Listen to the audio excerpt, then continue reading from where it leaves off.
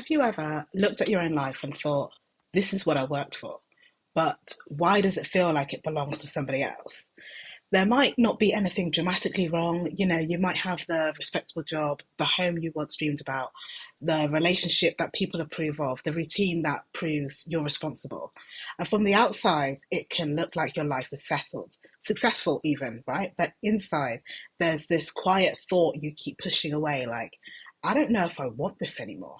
And that thought can feel terrifying because immediately it brings up another one, like, after everything it took to get here, how can I change my mind now?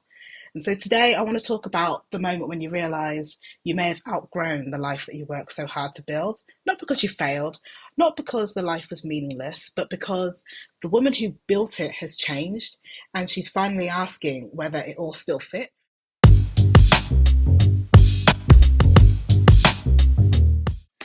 Before we get started, welcome to Blaque Noire, or if you're new here, welcome back to Blaque Noire. I'm Tanya, and this is a space where we talk about healing, growth, and rebuilding your life in a real, honest, and more importantly, an unfiltered way. And every week we have the conversations that so many of us have been carrying quietly. And this week, what I want to talk about is outgrowing our careers, homes, relationships, even our identities, and our own old, definition of success. So we're talking about what it means to change your mind after the age of 35, right? Especially when that change can have real financial, emotional, and practical consequences. And we're talking about how to honor the years behind you without allowing them to decide every year that's ahead of you. If that's where you are and you aren't confused and you're not ungrateful, right? But it may be that you simply are ready to tell yourself the truth. I think a lot of the time we imagine outgrowing our life as something dramatic, there being a huge crisis, a spectacular breakdown, like a moment where everything suddenly becomes unbearable and the decision is sort of made for us, right? But most of the time, truthfully, it is so much quieter than that, right? It can sound like, I don't know, you sitting at your desk on a completely ordinary Tuesday, and then suddenly you realize that actually you can't bear the thought of doing the same thing for another 5 years. It can look like standing in a home that you chose carefully and admitting that the place you're in no longer feels connected to the life that you want. It can be loving someone wholeheartedly, but knowing that the relationship has stopped allowing either one of you to grow and it just doesn't serve you guys anymore. And sometimes it isn't even, just one external thing. It can be, it's an identity that like you just don't want or you don't identify with anymore. Being the strong one, the sensible one, the ambitious one, the woman who never asks for anything, the woman who always makes the safe choice. You may be performing that identity beautifully, but privately you're just exhausted by it. And that's where this realization can be so confusing because the life may still be functioning, you may still be good at it, and other people may still admire it, but functioning isn't the same as feeling alive and properly living it, right? And because nothing has necessarily collapsed, right, you can start questioning yourself. Maybe I just need a holiday. Maybe I'm being negative. Maybe everybody feels like this. Maybe I should stop expecting so much. Maybe I'm too old to be this restless. Maybe I should just be grateful. And some of those thoughts, they are sensible, right? And you need to also remember that not every difficult season that you're going through automatically means you need a completely different life. You know, Burnout sometimes can make everything look wrong. Grief can, disconnect us from the things that we still value. A hard year isn't a permanent truth, but there is also a point where the thought, maybe I should just be grateful for what I have, becomes a way of refusing to actually listen to your inner thoughts, right? And I guess it's useful to ask yourself questions at a time where you're rested, you feel supported, and you're not in like an immediate crisis, right? Really is, does the life I'm currently living, I guess, still feel misaligned when everything is quote unquote going right? Do you know what I mean? When you imagine the next 5 years looking exactly like the last five, do you feel grounded or do you feel trapped? And you don't need to make a decision because of just one feeling, but you also shouldn't spend years, you know, persecuting yourself for having the feeling that something isn't right or this isn't what I want anymore. So one thing that's very important to me is gratitude, right? Now, I don't believe that wanting more requires us to necessarily dismiss everything we already have. But gratitude can also become dangerous when it's used almost as like a muzzle when it comes to your life, right? You can be grateful for the salary, you can be, and know that, the work that you're doing is actually costing you too much inside. Whether that be your time, it could be your creativity or something else. You can be grateful for the home that you have and know that you just want to live somewhere else, which is the position that I'm in right now. You can appreciate what a relationship gave you and still recognize that actually it no longer supports the person that you're becoming. And I've said this before, right? Two truths can 100% exist at the same time. And I feel that um, one of the problems is that women, okay, and again, in particularly Black women, are often expected to um, prove our, I guess, goodness through endurance, right? We're praised for making things work, for holding families together, for staying loyal, for being realistic, for not wasting opportunities. So when we want something different, we rarely ask only, do you know what I mean? What do I want? We tend to ask, will people think I'm ungrateful? Will I disappoint them? Will they say I've changed? Will I look stupid? And after everything I said I've wanted, do you know what I mean? And sometimes we end up almost staying loyal to something that other people or a situation, or we stay loyal to a situation, I guess, kind of way after we know deep down in our soul that actually that situation just isn't for us anymore. Then you got to think about the real cost, okay? The tangible cost, okay? Like I spent 10 years building this career. I put money into this home. I worked hard for this job title. I've defended this relationship to everyone. I've told everybody that this was the plan. So we start believing that leaving or making a change would make, all of that or what it is that we've done a waste of time. But staying in something doesn't recover or fix the past, right? It simply just commits to more of the same for the future. That doesn't mean you throw away stability or you walk away without a second thought, okay? It means that the years of your life you've already invested, it shouldn't be the reason why you invest another 10 if it's not serving you, right? Try asking yourself, like, if I'd not already spent the time, the money, and effort, would I still choose what I have, now today? And understand that your answer isn't an instruction. This is purely just information. And the years don't suddenly disappear because you've decided to change direction. The skills remain, the memories remain, the judgment, discernment, strength, and clarity also remains. You aren't leaving a situation empty handed. You're leaving with evidence about, I guess, who you are, right? And what you need and what you no longer are prepared to negotiate. So for Black women, right, reinvention after 35 isn't this cute slogan, it can and often does carry like real weight, right? Many of us, were taught that security is the most important because the world isn't always forgiving to Black women, right, when we take risks. And a lot of the time we don't have, family, money, partner's income, or some kind of financial cushion waiting for us if we end up making the wrong decision. We know and understand that credibility can take, a lot longer for us to earn and disappears quickly when we step outside of the expected path. And a lot of the time, right, we have real responsibilities. Do you know what I mean? We may be, supporting people, children, parents, siblings, a household, for example, and other emotional responsibilities that may not appear on a bank statement, right? But were still very real and still shape every choice that we make. So when somebody says, just quit, just move, or just start again, it can feel like this completely unrealistic option. And I'm definitely not here to romanticize instability, right? Because understand, freedom without safety can become another form of stress. Having a dream that completely ignores your rent, your health, caring responsibilities, or your need for a steady income isn't automatically more authentic, right? But being practical shouldn't become a prison that stops you from making a change and exploring something different. So, as a Black woman, right, as always, there's another layer too. We may feel that we can't afford to look inconsistent. For example, if you fought to be taken seriously in a profession, changing careers can really feel like throwing away a hard earned status. If you're the first in your family to, like, I don't know, own a home, right, admitting that, you want to sell or move can, may almost feel almost disrespectful, right? Like you're letting people down. And if everybody knows you as, I don't know, the strong one, the successful one, saying, I'm not happy here, can sometimes really even feel like failure, right? But understand, You are allowed to have wanted something previously, and you're allowed to want something else now. And perhaps the most honest version of success isn't reaching, this one fixed destination, okay, and remaining there forever. Perhaps real success is building enough self-trust to notice when your values, needs, and capacity have changed, and also, respond to that accordingly. Not recklessly, not because social media made another life look super glamorous, but because your own life has been giving you information that for a long time, and you're now finally willing and starting to listen to it.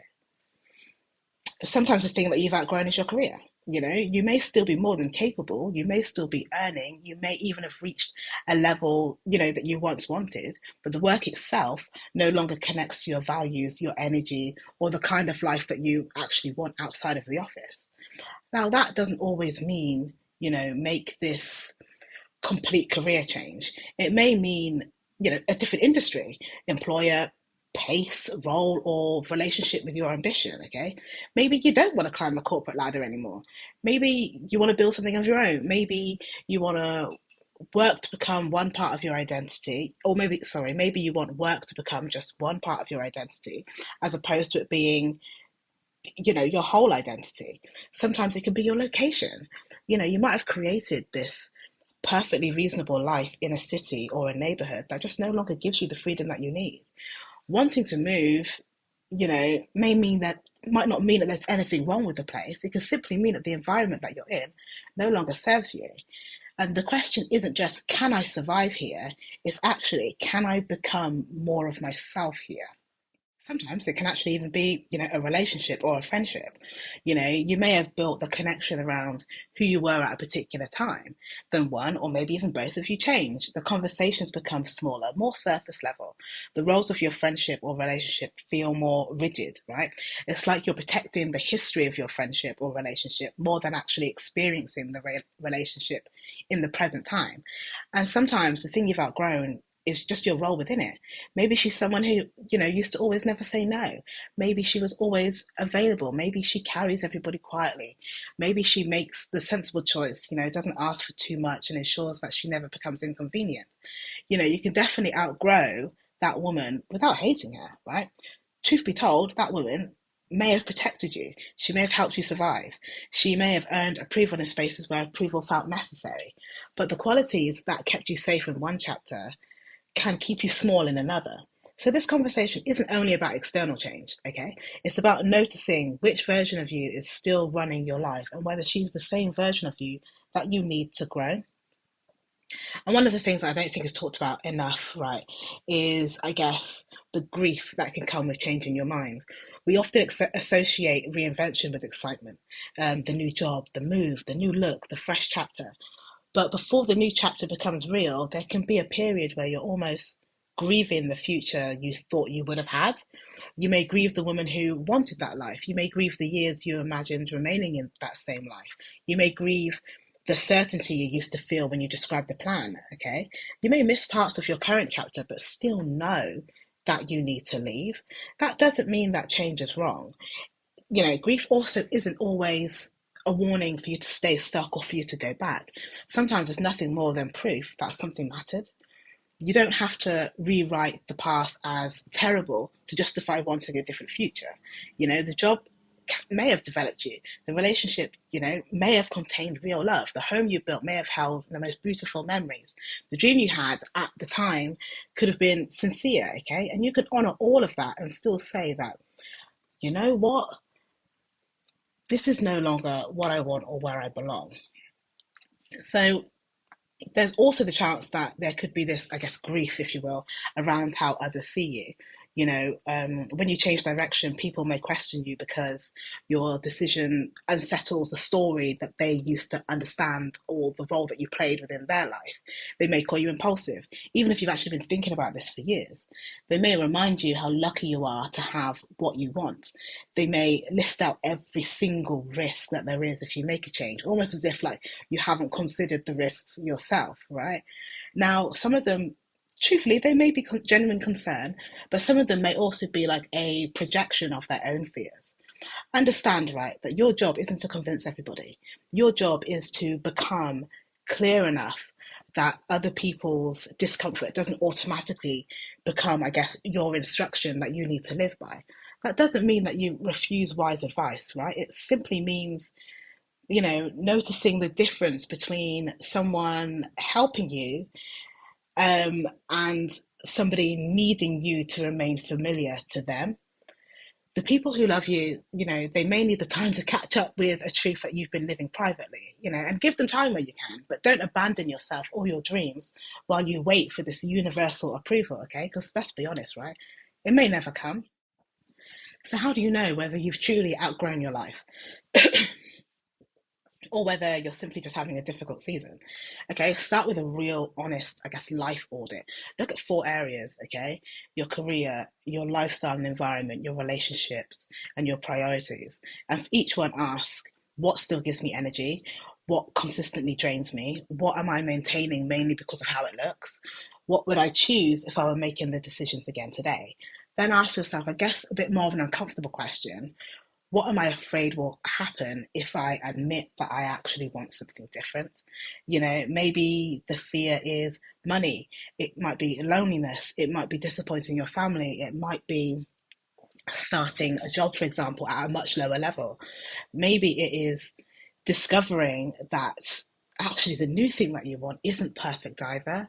Okay, and the thing to really do is to ensure that you name that fear, like, specifically, because just saying like I'm scared is almost meaningless. Be more specific, like I'm scared that if I make this change I can't cover 6 months of expenses. That way it gives you something that you can plan around. Clarity doesn't remove risk, but it does help you. It does help stop giving in to, I guess, the weight of that fear. And the other thing too is also pay attention to your body. Not because, every feeling is some kind of command, right? But because your body often notices misalignment, before your spreadsheet does, right? What happens when you, I guess, imagine exactly where you are? What happens? What kind of feeling do you get when you imagine making a change? Do you feel panic, relief, grief, curiosity, expansion? And you can have more than one feeling at the same time. Then separate that desire from fantasy, right? Because a different life, as great as it sounds, right, it's still going to contain life admin, boredom, encountering difficult people, and you're still going to have those ordinary Tuesdays, unfortunately, right? Reinvention isn't the promise that everything suddenly becomes easy, but it is the chance to choose what difficulties feel more connected to the life that you value. And finally, ask yourself, right, what you're unwilling to lose, okay? So, I mean, perhaps you might need the financial stability, the closeness to family, access to healthcare, your home, your independence, or a particular quality of life, right? Those aren't signs that you lack courage. They're almost design requirements, if you will. The goal isn't to prove how brave you are for ignoring what matters. The goal is to build a new chapter that you can actually, hold on to, like, for the whole of your life. Now, you don't need to completely blow up your life to begin, before to begin changing it, right? Before you make any dramatic decision or change, try a low risk experiment. If you're considering a career change, right, you can do so many things. You can speak to people who are doing the work, right? You can take a short course. You can, rewrite your CV around transferable skills. You can test out, I don't know, a freelance project. You can apply for one role and kind of see how it feels for you to go through the application process. If you want to move, spend some ordinary time there. Don't plan like a super lovely, fun filled weekend, right? Go there and just do something ordinary that you would normally do, on a weekend. Take a good look at the price of the rent, see what the commute is going to look like and what your everyday life would actually be there if you do move to this new location, and whether that environment actually supports who you want to become. If a relationship needs to change, start with the honest conversation that you've been avoiding, right? If your identity feels, I guess, too small or too narrow, right, make a decision that, I guess, the old version of you would have never allowed you to make. you know Doing these kinds of experiments and tests are what gives you, like, real quantifiable, I guess, data and evidence, right? They can really confirm if the desire you have is actually real. They can reveal that what you might need is actually maybe just a smaller adjustment. Maybe you don't need to do something huge and crazy, do you know? Or they can show you that the fantasy actually doesn't hold up to what the reality actually will look like. And all of these outcomes are useful. Once you've done all that, then you can build, I guess, this practical bridge to get there. Figure out what money you need, what skills you need, what support you need, what conversations you need to have, what is a realistic timeline. Can you create like a 6 month transition instead of, you know, demanding like a 6 day transformation, right? Can you reduce one commitment before adding a new one, right? Can you save a specific amount, research a specific option, or I don't know, protect one evening a week, right? And dedicate that to, I guess, the life that you're trying to build. And I know patience can be very frustrating. I'm terrible with patience myself, right? Especially if you felt years of being stuck. But a thoughtful plan isn't cowardice, right? It's how you protect the new chapter. It's, giving yourself the best chance to make this change a success, right? And at the same time, being careful not to turn, I guess, just planning into another form of hiding where you don't actually take any real action, right? There will never be a moment when every single risk disappears and everybody approves and it's all perfect, right? But at some point, though, the research that you make for whatever change you're after has to become some form of decision, right? Give yourself a review date. Decide what evidence you need to be able to confirm your choice or your decision. Then I guess come back and choose with all the information that you have and not just with this like fantasy of what it's going to be like in your mind. Now, the thing I want to make clear is that change in direction doesn't mean that the past is a waste. It really doesn't. The career taught you so many things: what you can do under pressure, how you lead, how you communicate, what kind of environment brings out, your best work. That relationship taught you all about love and boundaries and compromise and the places where, you may have disappeared in the relationship, so you know not to necessarily do them again. The home, city, or community taught you what safety feels like and what it is that you need beyond that safety. The old identity, carried you until you were ready to meet a different version of yourself. Okay. Now understand you're not starting at zero. You're never starting at zero. You are starting from experience. And perhaps, those years that have passed were not only building the life you have, but perhaps they were actually building the woman who is now capable of choosing the life that she wants. Okay. And that is not a waste. Okay. That is evolution. Now, you don't have to keep living a life forever just to prove that choosing it once was a valid choice. You can be proud of the woman who built it and still become the woman who changes it, right? Now, as always, okay, all of these, conversations that, we have, I really hope that this has brought something up for you. And, if it has, I've created this planner, right, called the Life Reinvention Planner.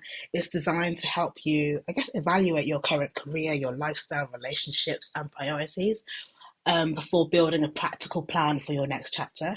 And like I said before, this isn't about blowing up your entire life, okay, and telling you to leave everything. That's never something that I would do, right?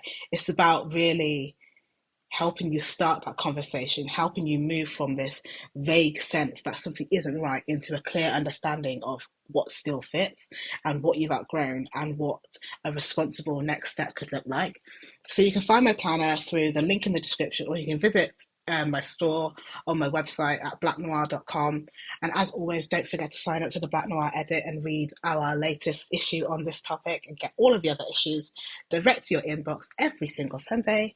And as you know, we have the Blaque Noire Sisterhood, right? That's our community where we continue conversations like this, openly. And I guess this week's question, right, which, I love to ask you guys a question.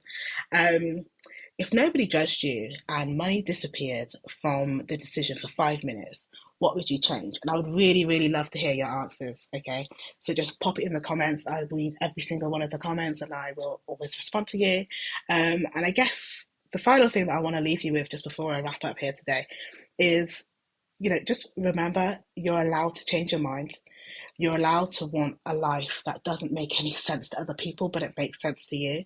You're allowed to honor everything that a certain chapter in your life gave you without having to stay in it forever. You're allowed to really take your time, make a plan, build something new that serves the woman that you are today or the woman that you want to become. Anyway, if this episode resonated with you, please like and subscribe to the channel. Share this episode with another Black woman who may be quietly outgrowing her life. And as always, thank you so much for spending time with me. As you know, I'm Tanya, this is Blaque Noire, and I will see you in the next conversation. Thanks.